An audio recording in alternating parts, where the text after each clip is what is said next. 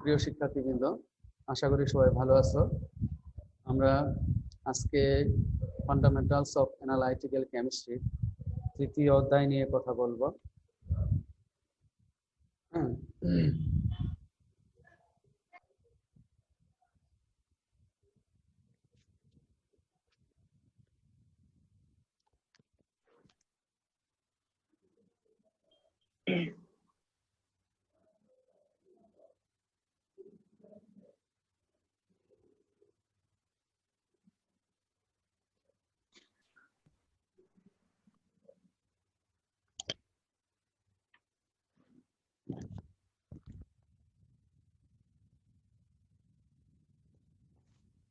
আমরা আজকে আমরা এই ফান্ডামেন্টালস অফ অ্যানালাইটিক্যাল কেমিস্ট্রি তৃতীয় অধ্যায় নিয়ে তোমাদের সাথে কথা বলবো। আমি শুরু করতেছি। আশা করি সবাই ভালো আছো, সুস্থ আছো। তৃতীয় অধ্যায়টি তোমরা জানো। তৃতীয় অধ্যায়টি হচ্ছে আমাদের ভরমাত্রিক বিশ্লেষণ, যেটাকে আমরা গ্রাভিমেট্রিক অ্যানালাইসিস বলে থাকি। প্রথমেই আমরা জেনে নেব গ্রাভিমেট্রিক অ্যানালাইসিস বলতে আমরা কি বুঝি, অর্থাৎ ভরমাত্রিক বিশ্লেষণের সংজ্ঞা আমরা জেনে নেব। চলো আমরা জানি ভরমাত্রিক বিশ্লেষণ কাকে বলে।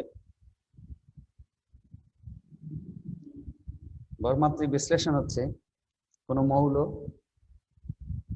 মৌলকে যদি আমরা শনাক্ত করতে চাই বা তাকে বিশ্লেষণ করতে চাই, তাহলে একটা পদ্ধতির আমরা সাহায্য নিয়ে থাকি।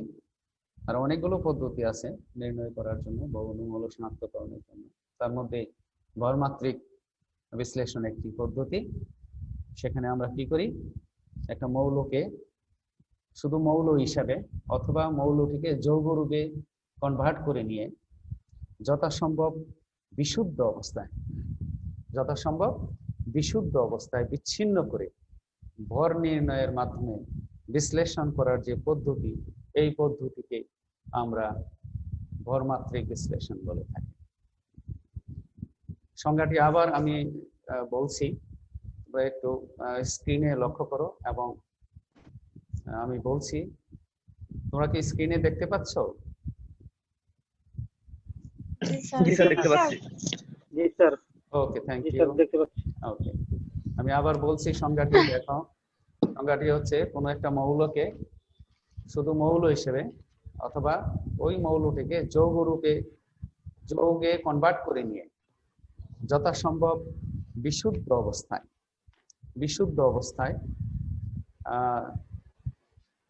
বিচ্ছিন্ন করে একদম আলাদা করে নিয়ে ভর নির্ণয়ের মাধ্যমে আমরা যে বিশ্লেষণ কার্যক্রম পরিচালনা করে থাকি, তাকে আমরা ভরমাত্রিক বিশ্লেষণ বলছি। ভরমাত্রিক বিশ্লেষণের মূলনীতি আমরা এখানে আলোচনা করব। এখানে আমরা কি করি, যে এটা এমন একটা পদ্ধতি যার দ্বারা আমরা কোনো একটি মৌলকে বা যৌগকে যতদূর সম্ভব বিশুদ্ধ অবস্থায় পৃথক করে নিয়ে ভর নির্ণয় করি এবং ভর নির্ণয় করে তা বিশ্লেষণ করে থাকি। এটা এই যে বক্তব্যটুকু, এইটুকু হচ্ছে ভরমাত্রিক বিশ্লেষণের মূল বক্তব্য, যেটাকে আমরা মূলনীতি বলতে পারি। আরো কিছু কথাবার্তা আমরা বলবো ভরমাত্রিক বিশ্লেষণের মূলনীতি ব্যাপারে। এখানে আমরা ভরমাত্রিক বিশ্লেষণের মূলনীতিতে যে কাজগুলো করে থাকি একটু ডিটেলস তোমাদেরকে বলছি। সেখানে আমরা কি করি, আমরা যৌগটিকে আলাদা করে নিয়ে যাই, আলাদা করে নিয়ে তার ওজন নির্ণয় করি এবং যৌগটির সংকেতে যে সকল মৌল উপস্থিত আছে তাদের ভর, কিংবা যদি কোনো মূলক উপস্থিত থাকে তাদের ভর আমরা নির্ণয় করে নমুনার মধ্যে যে মৌল থাকে বা ভরগুলো থাকে তাদের ভর নির্ণয় করি। এভাবে দুইটি ভর আমরা পেয়ে যাই, নমুনার ভর এবং নমুনায় উপস্থিত মৌল বা মূলকের ভর নির্ণয় করে আমরা নমুনাটির ভরমাত্রিক বিশ্লেষণ করে থাকি। দেখো, আমরা এখানে যদি আমরা এই যে ভরমাত্রিক বিশ্লেষণটি আমরা করব, এটা কয়েকটি ধাপের মাধ্যমে আমরা সম্পন্ন করে থাকি। একটা ভরমাত্রিক বিশ্লেষণ তুমি যদি করতে চাও, যেমন মনে করো তুমি একটা ম্যাগনেসিয়াম আয়নের পরিমাণ তুমি নির্ণয় করতে চাও, অথবা ক্লোরাইড আয়নের পরিমাণ নির্ণয় করতে চাও, অথবা সিলভার আয়নের পরিমাণ নির্ণয় করতে চাও, তাহলে তুমি যে ধাপগুলি অনুসরণ করবা এই ধাপগুলো কিন্তু ভরমাত্রিক বিশ্লেষণের মূলনীতির অন্তর্ভুক্ত। প্রথমে যে কাজটা আমরা করে থাকি, যে মৌলটির বা যে যৌগটির আমরা পরিমাণ নির্ণয় করতে চাই, প্রথমে তাকে আমরা অধক্ষিপ্ত করি। অধক্ষিপ্ত করার পরে তাকে আমরা পরিস্রাবণ করি, পরিস্রাবণ করে সেই পরিস্রাবণ করার পরে অধক্ষেপটাকে আমরা আবার ওয়াশ করি, ধৌত করি। তারপরে কি করি, ধৌত করার পরে এই অধক্ষেপটাকে আমরা ড্রাই করি। তোমরা জানো আমাদের যে মাইক্রো ওভেন আছে সেখানে আমরা এটাকে ড্রাই করে থাকি, এবং সেখানে আমরা 120 থেকে 130-50 ডিগ্রি সেন্টিগ্রেড তাপমাত্রায় উত্তপ্ত করে এই অধক্ষেপগুলোকে শুষ্ক করে থাকি। আবার কখনো কখনো অধক্ষেপকে শুষ্ক করার পাশাপাশি সেটাকে দহনও করা হয়ে থাকে। এটাও ভরমাত্রিক বিশ্লেষণের মূলনীতির অন্তর্ভুক্ত। তারপরে আমরা কি করি, ড্রাই করার পরে সেই অধক্ষেপের ওজন নেই, ওজন নিয়ে আমাদের যে কাঙ্ক্ষিত পদার্থ তার পরিমাণ নির্ণয় করে থাকি। ভরমাত্রিক বিশ্লেষণের মূলনীতি এবং বিভিন্ন ধাপগুলো জানার পরে আমরা জানবো এই ভরমাত্রিক বিশ্লেষণ করে আমরা কি কি সুবিধা পেতে পারি। চলো আমরা ভরমাত্রিক বিশ্লেষণের সুবিধাগুলো নিয়ে আলোচনা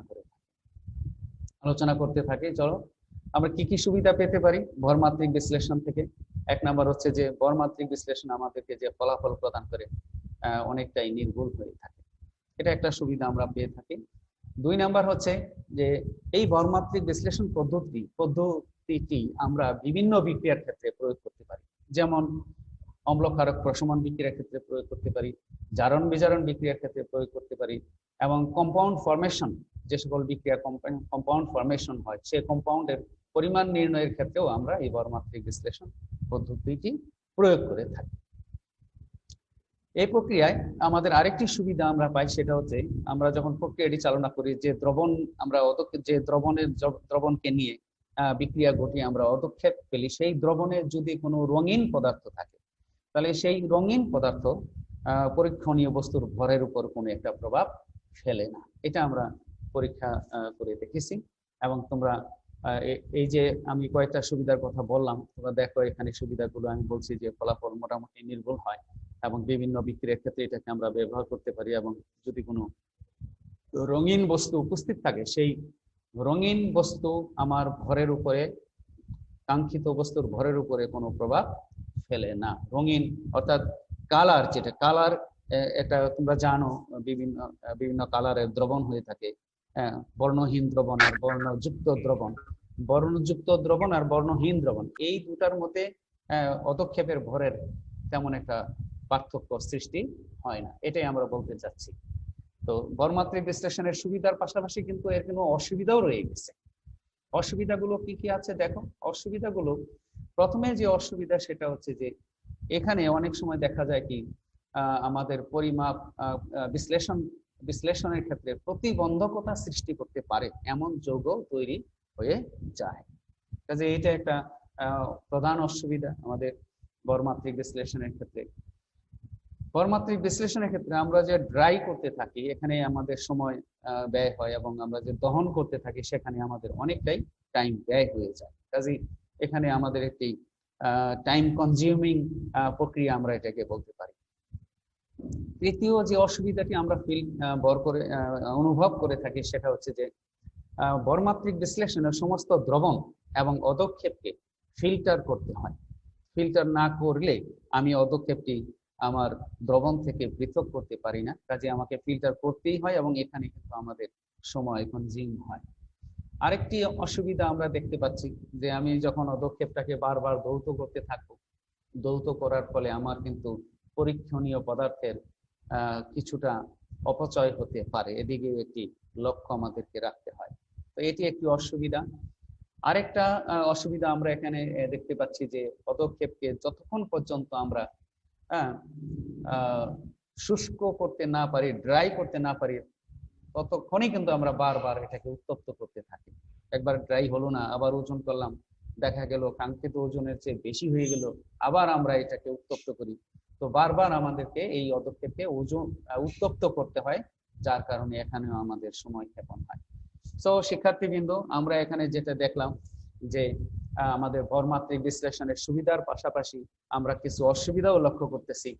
তোমরা এই বিষয়গুলো লক্ষ্য রাখবা, তোমাদের পরীক্ষার জন্য আমরা এগুলোকে ভেরি ভেরি ইম্পর্টেন্ট মনে করতেছি। তারপরে একটা বিষয় নিয়ে তোমাদের সাথে আমরা আরেকটি মূলনীতি নিয়ে আলোচনা করবো, সেটা হচ্ছে ভরমাত্রিক বিশ্লেষণের একটি গুরুত্বপূর্ণ পদ্ধতি হচ্ছে আমাদের অধঃক্ষেপণ। এই অধঃক্ষেপণ প্রক্রিয়ার মাধ্যমে আমরা মূলত তোমার ভরমাত্রিক বিশ্লেষণটাকে সামনের দিকে এগিয়ে নিয়ে যায়, তার ভর নির্ণয় করি, কাঙ্ক্ষিত বস্তুর ভর নির্ণয় করে থাকি, ইত্যাদি ব্যাপারগুলো আমরা অধঃক্ষেপণ পদ্ধতির মাধ্যমে করে থাকি। তাই এখন আমরা যেটা করব সেটা হচ্ছে এই অধঃক্ষেপণ পদ্ধতির মূলনীতি নিয়ে তোমাদের সাথে আমরা কথা বলবো। এখানে মূলনীতিতে আমরা যেটা বলতে চাচ্ছি, যে পদার্থের পরিমাণ আমরা নির্ণয় করতে চাই, তার একটি নির্দিষ্ট পরিমাণ দ্রবণ আমরা নিয়ে থাকি, নিয়ে তার মধ্যে প্রয়োজনীয় পরিমাণ বিকারক যুক্ত করে জানা সংকেত বিশিষ্ট একটি অদ্রবণীয় যৌগ প্রস্তুত করি। অর্থাৎ দ্যাট মিনস আমরা পদক্ষেপ ফেলি, সেই পদক্ষেপটিকে ছেঁকে পৃথক করি, পৃথক করে শুষ্ক করে তারপর গ্রহণ করি। এটা হচ্ছে এক কথায় আমাদের পদক্ষেপণ পদ্ধতির মূলনীতি। আরো কিছু কথাবার্তা রয়ে গেছে, আমরা সেগুলো তোমাদেরকে জানাচ্ছি ধীরে ধীরে। পদক্ষেপণ পদ্ধতিতে আমরা যদি দেখি যে আমরা যে ওজনকে গ্রহণ করেছি ড্রাই করার পরে, সেখানে যদি আমাদের মনে হয় যে এটার ওজনটা বেশি হয়ে গেছে বা যৌগের সংযুক্ত নিয়ে একটু সন্দেহ দেখা দিচ্ছে, তখন সেটিকে আমরা আবার ওজন করি, যেটা কিছুক্ষণ আগে আমরা অসুবিধার কথা বলেছিলাম। তো তারপরেও আমরা কিন্তু এটাকে আমাদেরকে করতে হয়, নির্ভুল রেজাল্টের জন্য আমাদেরকে করতে হয়।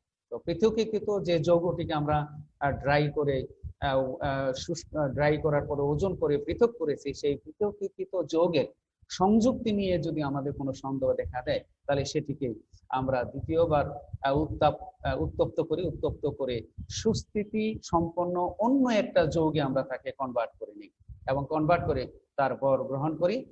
এই ভর হতে, এই যে ভরটি আমরা সর্বশেষ অবস্থায় নির্ণয় করি, সেই ভর হতে পরীক্ষাধীন আয়নের পরিমাণ নির্ণয় করা হয়ে থাকে। আমরা একটা এক্সাম্পলের দিকে যাইতে পারি, যে অধঃক্ষেপণ পদ্ধতির মূলনীতির একটি এক্সাম্পল যদি আমরা দিই। যদি আমাদেরকে সিলভারের পরিমাণ নির্ণয় করতে হয়, দেখো আমি একটা এক্সাম্পল এনেছি, নিশ্চয়ই তোমরা স্ক্রিনে দেখতে পাচ্ছ। আশা করি আমি এতক্ষণ পর্যন্ত যে আলোচনাগুলো করেছি নিশ্চয়ই ধরতে পেরেছো, বুঝতে পেরেছো। তোমরা বুঝতে পারছো কিনা? উর্মি, হাবিবা আছো আমার এখানে দেখা যাচ্ছে, তারপরে ফয়সাল আছো, তারপরে কানিস, ফাতেমা, তোমরা কি বুঝতে পারছো? পরাগ? জি স্যার। Okay, thank you. লেখাগুলো তো দেখতে পাচ্ছ, তাই না? দেখতে পাচ্ছ না? জি স্যার। Okay, thank you. চলো আমরা সামনের দিকে এগিয়ে যাই। Okay, thank you. চলো আমরা সামনের দিকে এগিয়ে যাই। যেমন আমাদেরকে যদি বলে যে সিলভারের পরিমাণ নির্ণয় করতে হবে, তখন আমরা কি করি? এই সিলভারের একটা যৌগ, আমরা যৌগের দ্রবণ তৈরি করি। সেই দ্রবণের একটি নির্দিষ্ট পরিমাণের মধ্যে আমরা কি করি? এমন একটা পদার্থ যোগ করি, যেমন এখানে আমি পটাশিয়াম ক্লোরাইড যুক্ত করেছি, তুমি ইচ্ছা করলে সোডিয়াম ক্লোরাইডও যুক্ত করতে পারো। আমি এখানে পটাশিয়াম ক্লোরাইড যুক্ত করেছি, যুক্ত করে এমন একটা অধঃক্ষেপ তৈরি করেছি যেটা সংকেত আমাদের জানা আছে। যেমন সিলভার ক্লোরাইডের সংকেত আমরা জানি, সিলভার ক্লোরাইডের অধঃক্ষেপ আমরা তৈরি করেছি। এই সিলভার ক্লোরাইডের অধঃক্ষেপকে আমরা ছেঁকে নিব, কয়েকবার ধৌত করব।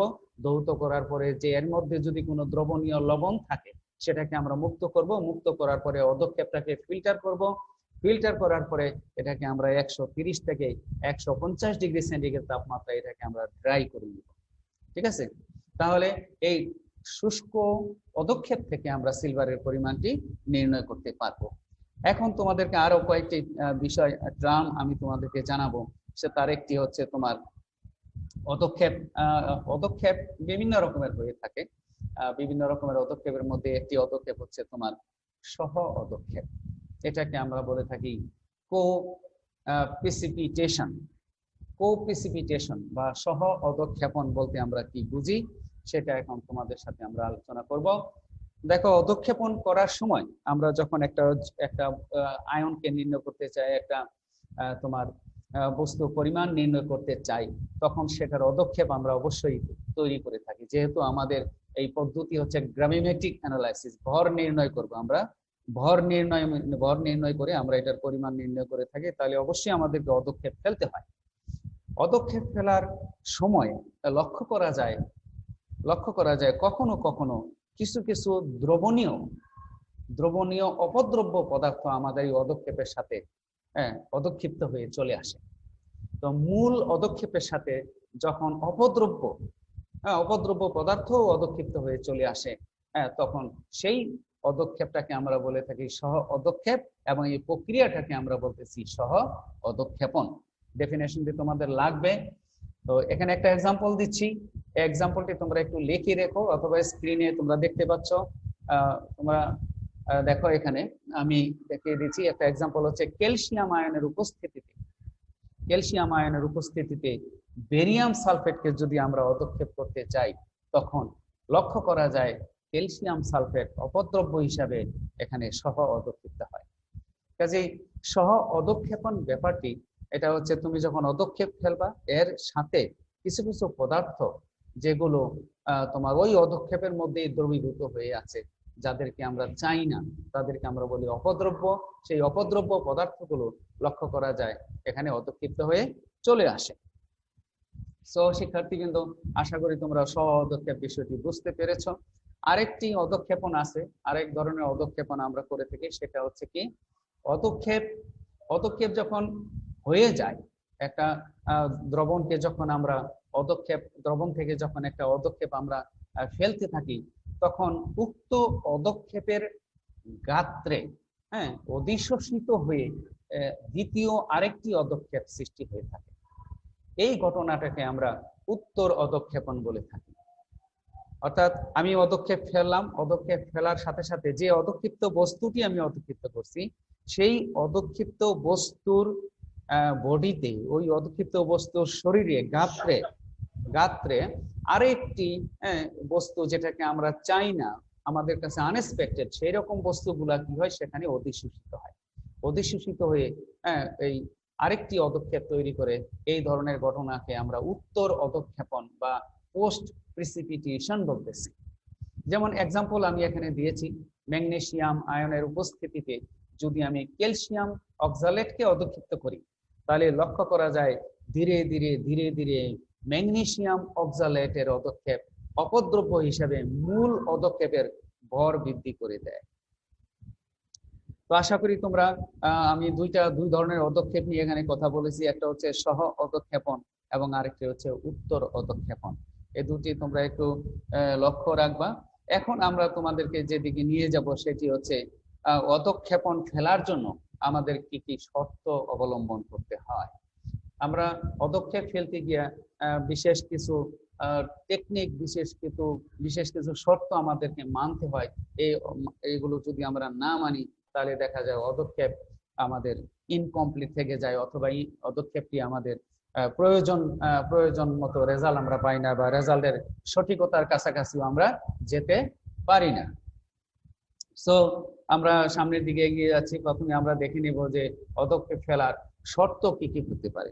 নাম্বার 1 যে শর্তটি আমরা ফলো করে থাকি সবসময় অদক্ষেপ ফেলতে গিয়ে, সেটা হচ্ছে অদক্ষেপণ সবসময় আমরা লঘু দ্রবণে সংঘটিত করে থাকি। কোনো গাঢ় দ্রবণে আমরা অদক্ষেপণ ফেলি না। অদক্ষেপণ সবসময় আমরা লঘু দ্রবণে ফেলে থাকি। 2 নাম্বার যে শর্তটিকে আমরা সবসময় ফলো করে থাকি, সেটা হচ্ছে বিকারক গুলাকে আমরা ধীরে ধীরে যুক্ত করে থাকি, এবং সারাক্ষণ প্রায় যতক্ষণ আমরা বিকারক যোগ করি ততক্ষণ অনর্বরত আমরা এটাকে নাড়তে থাকি। নাড়লে কি হয়, যে আমাদের যে বিকারক এবং বিক্রিয়ক পরস্পর নিবিড়ভাবে মিশ্রিত হয় এবং অদক্ষেপের পরিমাণ বৃদ্ধি পেতে থাকে। এজন্য এই শর্তটি আমাদেরকে মানতে হয়। আরেকটি শর্ত আছে, যে আমরা যখন অদক্ষেপকে ওয়াশ করার সময় সাধারণত আমরা তড়িৎ বিশ্লেষের লঘু দ্রবণ দিয়ে আমরা এটাকে ওয়াশ করে থাকি। ওয়াশ করলে তখন যদি কোনো অপদ্রব্য আমাদের অদক্ষেপের মধ্যে চলে আসে, সেটা লঘু দ্রবণের তড়িৎ বিশ্লেষের লঘু দ্রবণ দিয়ে যখন ধৌত করি, সেটি তোমার এর সাথে ধৌত হয়ে বেরিয়ে চলে আসে। তো আরো একটি শর্ত আমরা মেনে চলি অদক্ষেপ সৃষ্টি করার সময়। যদি সহ অদক্ষেপণ বা অন্য কোনো কারণে, আমি সহ অদক্ষেপণ ঘটনাটি তোমাদের সামনে তুলে ধরেছি, সহ অদক্ষেপণ বা অন্য কোনো কারণে অদক্ষেপের মধ্যে যদি অপদ্রব্যের পরিমাণ বেশি হয়, তখন সেই অদক্ষেপকে আমরা কি করি, আরেকটি উপযুক্ত দ্রাবকে দ্রবীভূত করে আবার সেটাকে অদক্ষিপ্ত করি। তখন দেখা যায় কি যে অপদ্রব্যের পরিমাণটি অনেকটাই হ্রাস পেয়েছে। তো শিক্ষার্থীবৃন্দ, আমি আশা করি যে পদক্ষেপ ফেলার জন্য, পদক্ষেপ তৈরি করার জন্য যে শর্তগুলো আমরা মেনে চলি, তোমরা নিশ্চয়ই এই শর্তগুলো বুঝতে পেরেছ। আমি আবার একটু উল্লেখ করতে চাই যে আমরা সাধারণত লঘু দ্রবণে এই কাজটি করে থাকি, বিকারকগুলো ধীরে ধীরে যুক্ত করতে থাকি এবং অনর্বরত আমরা নাড়তে থাকি।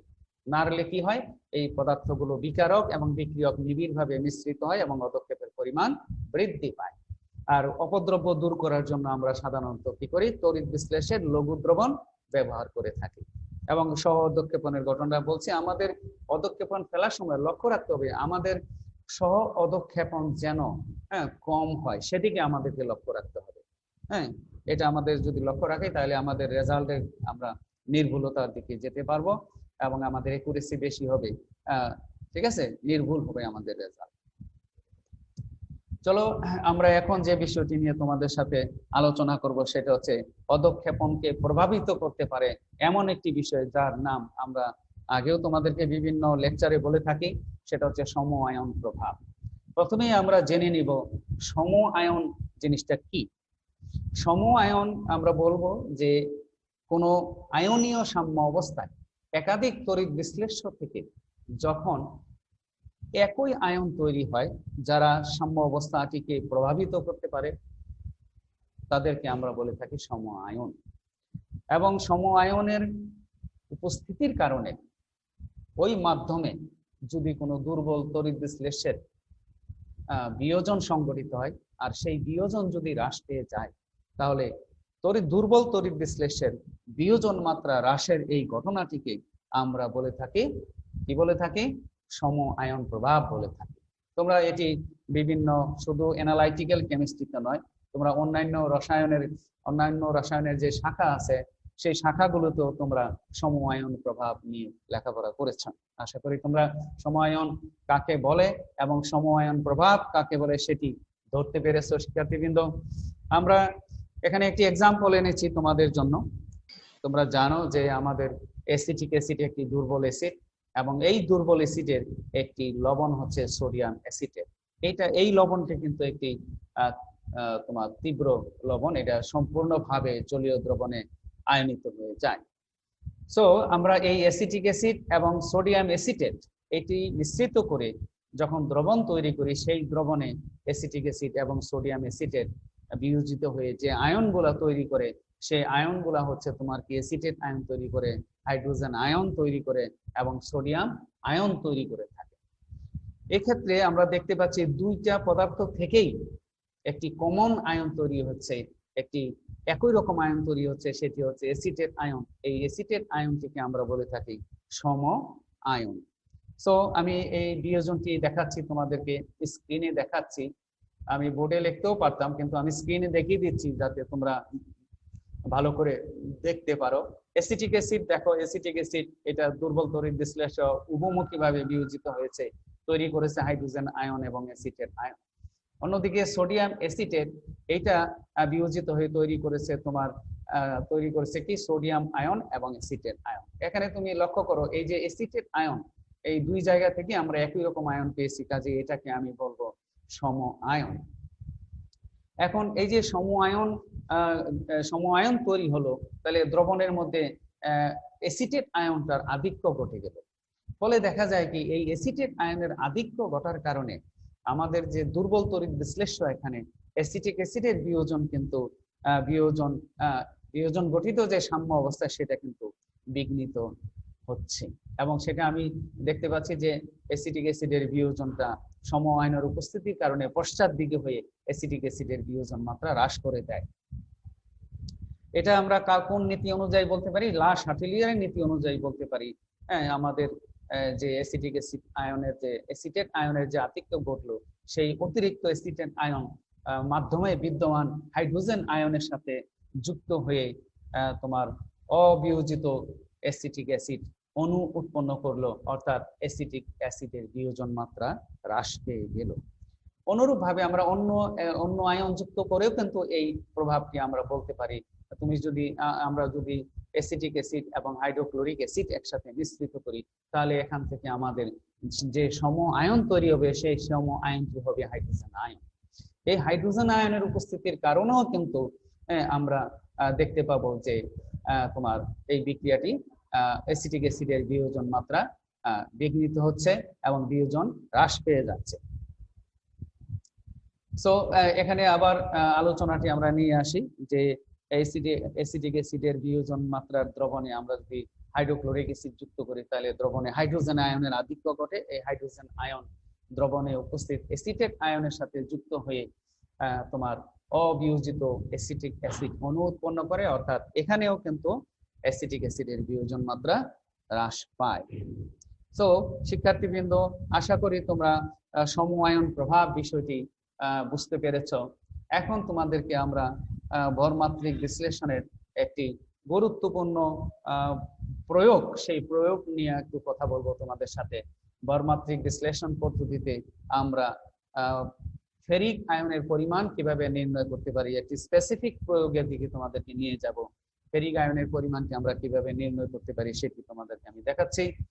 প্রথমে আমরা আলোচনা করি এটার যে মূলনীতি আছে সেই মূলনীতি নিয়ে আমরা কথা বলবো। চলো আমরা মূলনীতিতে চলে যাই, একটু ওয়েট করো প্লিজ। ওকে, দেখো মূলনীতিতে আমরা ফেরিক আয়ন সাধারণত অ্যামোনিয়াম লবণের উপস্থিতিতে ম্যাগনেসিয়াম হাইড্রোক্সাইড দ্বারা আমরা অধক্ষিপ্ত করি, ফেরিক হাইড্রোক্সাইড হিসেবে অধক্ষেপ তৈরি করি। এখানে বিক্রিয়াটি আমি দেখেছি, ferric ion plus ammonium hydroxide তৈরি হয়েছে ফেরিক হাইড্রোক্সাইড এবং অ্যামোনিয়াম আয়ন। ফেরিক হাইড্রোক্সাইড উচ্চ তাপমাত্রায় ফেরিক অক্সাইডে পরিণত হয়। এই ফেরিক অক্সাইড এর ওজন থেকে আমরা নমুনায় উপস্থিত আয়রনের পরিমাণটি নির্ণয় করে থাকি। মূলনীতি আমি বললাম তোমাদেরকে যে কিভাবে আমরা ফেরিক আয়নের পরিমাণ নির্ণয় করব। এখন এই কাজটি আমরা কিভাবে করব? আমরা কি করি, এই কাজের জন্য আমরা মোর লবণ ব্যবহার করে থাকি। মোর লবণের সংকেত আমি দেখিয়েছি এখানে। মোর লবণের 0.8 গ্রাম আমরা সঠিকভাবে ওজন করে নেই এবং 50 মিলি পানিতে দ্রবীভূত করি এবং এর মধ্যে আমরা 5 মিলি হাইড্রোক্লোরিক অ্যাসিড যুক্ত করে ভালো করে নাড়তে থাকি। এবং এখানে অ্যাসিডীয় মাধ্যমের জন্য আমরা 2 মিলি গাঢ় নাইট্রিক অ্যাসিড ধীরে ধীরে যোগ করি এবং দ্রবণটিকে আমরা ফুটাই। ফুটানোর পরে যে অধক্ষেপটি আমরা পাই, যে দ্রবণটি আমরা পাই, তার মধ্যে 1:1 অনুপাতে অ্যামোনিয়া দ্রবণ আমরা ধীরে ধীরে যোগ করি এবং ততক্ষণ পর্যন্ত দ্রবণ যুক্ত করতে থাকি যতক্ষণ পর্যন্ত না তোমার কি হয়, অ্যামোনিয়ার স্থায়ী গন্ধ পাওয়া যায়। এইভাবে আমরা এই দ্রবণটিকে অ্যামোনিয়া যুক্ত করতে থাকি এবং তারপর দ্রবণটিকে আমরা 1 মিনিট ফুটানোর পরে এটাকে থিতানোর জন্য আমরা সময় দিই। থিতিয়ে গেলে এখান থেকে যে অধক্ষেপটি পাই সেই অধক্ষেপটিকে আমরা অ্যামোনিয়াম নাইট্রেট দ্রবণ দ্বারা ধৌত করি এবং অপদ্রব্য মুক্ত করার চেষ্টা করি আমরা। সো দেখো এখানে আমরা যেটা করে থাকি, অধক্ষেপ সহ আমরা কি করি, তখন ফিল্টার কাগজকে 1000 ডিগ্রি সেন্টিগ্রেড তাপমাত্রা উত্তপ্ত করে দহন প্রক্রিয়ার মাধ্যমে এটাকে আমরা ফেরিক অক্সাইডে পরিণত করি এবং উৎপন্ন ফেরিক অক্সাইডের ওজন থেকে আমরা ফেরিক আয়নের পরিমাণটি নির্ধারণ করে থাকি। সো শিক্ষার্থীবৃন্দ, আশা করি তোমরা কিভাবে ভরমাত্রিক পদ্ধতিতে ফেরিক আয়নের পরিমাণ তোমরা নির্ণয় করবা সেটি বুঝতে পেরেছ। এখন তোমাদেরকে আরেকটি আয়নের পরিমাণ নির্ণয়ের ক্ষেত্রে আমি তোমাদের সাথে আলোচনা করব, সেটা হচ্ছে তুমি কিভাবে নিকেল আয়নের পরিমাণ নির্ণয় করবা। এখানে মূলনীতির মধ্যে যদি আমি বলতে চাই, তো প্রথমে আমরা কি করব, নিকেল এর একটি যৌগ উত্তপ্ত এবং মৃদু অম্লীয় মাধ্যমে প্রথমে আমরা কি করি, ডাইমিথাইল গ্লাইঅক্সিমেট অ্যালকোহলীয় দ্রবণ যোগ করে এবং পরে অল্প পরিমাণ অতিরিক্ত অ্যামোনিয়া মিশ্রিত করলে একটি জটিল যৌগ তৈরি হয়। সেই জটিল যৌগটি হচ্ছে নিকেল ডাইমিথাইল গ্লাইঅক্সাইড। এইটা নিকেল ডাইমিথাইল গ্লাইঅক্সিমেট হিসাবে অধক্ষিপ্ত হয়। উৎপন্ন জটিল যৌগটি শুষ্ক করে ওজন গ্রহণ করা হয় এবং সেই ওজন থেকে আমরা নিকেলের পরিমাণ নির্ণয় করে থাকি। এখানে লক্ষ্য করো, আমি বিক্রিয়াটি দেখিয়েছি নিকেল আয়ন ডাইমিথাইল গ্লাইঅক্সিমেটের সাথে বিক্রিয়া করতেছে। যে এই যে যৌগটি তোমরা দেখতে পাচ্ছ, এই যে আমার স্ক্রিনে, এইটা হচ্ছে ডাইমিথাইল গ্লাইঅক্সাইড। এটা হচ্ছে ডাইমিথাইল গ্লাইঅক্সাইড নিকেলের সাথে বিক্রিয়া করে নিকেল ডাইমিথাইল গ্লাইঅক্সিমেট নামক এই জটিল যৌগটি তৈরি করতেছে। এই জটিল যৌগটি আমরা কি করি, জটিল যৌগটি আমরা অধক্ষিপ্ত করি, তারপরে শুষ্ক করি, শুষ্ক করার পরে সেখান থেকে ওজন নেই, ওজন নেওয়ার পরে এইটা থেকে আমরা নিকেলের পরিমাণ নির্ণয় করে থাকি। সো শিক্ষার্থীবৃন্দ, এখন দেখো আমরা এই পদ্ধতিটি কিভাবে করে থাকি। আমরা প্রথমে একটা বিকারে 500 মিলি বিকারে 0.35 থেকে একটা নমুনা নিয়ে সঠিকভাবে ওজন করে তার একটি দ্রবণ তৈরি করে থাকি, এবং এই দ্রবণে আমরা পানি গত 40 থেকে 50 মিলি পানিতে এটা একটা দ্রবণ তৈরি করে থাকি, তারপর 5 মিলি লঘু HCl দ্রবণ যোগ করে এটাকে অম্লায়িত করি এবং পানি যুক্ত করে এটাকে লঘু করে ফেলি, এবং তারপর এটাকে 70 থেকে 80 ডিগ্রি সেন্টিগ্রেড তাপমাত্রায় উত্তপ্ত করে তার মধ্যে আমরা ডাইমিথাইল গ্লাইকোজেন যুক্ত করতে থাকি এবং ধীরে ধীরে নাড়তে থাকি, এবং বলছি নাড়তে থাকি, এবং তার মধ্যে তারপরে আমরা অ্যামোনিয়া দ্রবণ যোগ করে নেড়ে যতক্ষণ পর্যন্ত অ্যামোনিয়ার স্থায়ী গন্ধটি না পাওয়া যায় ততক্ষণ পর্যন্ত আমরা কিন্তু এটাকে নাড়তে থাকি এবং অ্যামোনিয়া ধীরে ধীরে যুক্ত করতে থাকি। অ্যামোনিয়া যুক্ত করা শেষ হলে আমরা এটাকে একটি পানি গাহে বসিয়ে 20 থেকে 30 মিনিট এটাকে আমরা রেখে দেই। রেখে দেওয়ার পর যখন এই অধক্ষেপটি পড়তে থাকে, অধক্ষেপে যখন পড়া শেষ হয় তখন সেটাকে আমরা এই পানি গাহ থেকে উঠিয়ে এনে শীতল করে একটি সিন্টার ক্রুসিবল ব্যবহার করে আমরা এই অধক্ষেপটি মেপে থাকি। সিন্টার ক্রুসিবল ব্যবহার করে এটাকে ছেঁকে নেই, ছেঁকে নিয়ে তোমার অপদ্রব্য দূর করে ঠান্ডা পানি দিয়ে ধুয়ে এবং তারপরে সিন্টার ক্রুসিবল থেকে 110 থেকে 120 ডিগ্রি সেন্টিগ্রেড তাপমাত্রা উত্তপ্ত করে ড্রাই করি, তারপরে ওজন নিয়ে এই ওজনটি থেকে আমরা নিকেলের পরিমাণ নির্ধারণ করে থাকি। তো শিক্ষার্থীবৃন্দ, আশা করি তোমরা আমি এই যে ভরমাত্রিক বিশ্লেষণ পদ্ধতিতে যে টপিকস গুলো তোমাদের সামনে আলোচনা করেছি এই আলোচনাটি তোমরা বুঝতে পেরেছো। আশা করি তোমরা উপকৃত হতে পারবে। আমরা আগামী দিন আবার আগামী ভিডিওতে তোমাদের সাথে পরবর্তী অধ্যায় নিয়ে আলোচনা করব। তোমরা সবাই ভালো থাকবা, সুস্থ থাকবা, এবং যদি কোনো কোশ্চেন থাকে তাহলে সেটি আমাকে করতে পারো। আমি এখন আমার হাতে কিছু টাইম আছে ক্লাসের, তাহলে আমি তোমাদের সাথে কথা বলতে চাই। পরাগ, সবকিছু মোটামুটি দেখতে পাচ্ছ কিনা? তোমরা সবকিছু ক্লিয়ার হয়েছে কিনা তোমাদের সাথে? জি স্যার, বুঝতে পারছি স্যার। Okay, thank you. তারপরে আছে উম্মি হাবিবা, আছো আমার সাথে, দেখতে পাচ্ছি উম্মি হাবিবা। তোমাদের অনেকেই আছো এখানে, আমি দেখতে পাচ্ছি অনেকেই উপস্থিত আছো। অনেকেই তোমাদের এখানে দেখা যাচ্ছে, অনেকে ছবিও দেখতে পাচ্ছি, যেমন হৃদয় মোল্লা ছবি দেখতে পাচ্ছি, জাহাঙ্গীর আলম আছো, পরাগ আছো, আমেনা আছো, আফরিনা, সুমা, সবাই এখানে উপস্থিত আছো। আমরা নেক্সট যে অধ্যায় আমরা আলোচনা করব সেটা হচ্ছে আমাদের চতুর্থ অধ্যায় নিয়ে আমরা আগামী ক্লাসে তোমাদের সাথে মিলিত হব। তো সবাই আশা করি ভালো থাকবা, আমার জন্য দোয়া করবা। আজকে আমি এই পর্যন্ত আমার জন্য দোয়া করবো, আমি শেষ করে দিচ্ছি এই অধ্যায়। আমরা আগামী দিন তোমাদের সাথে আবার মিলিত হব। দোয়া করবা সবাই আমার জন্য। আল্লাহ হাফেজ।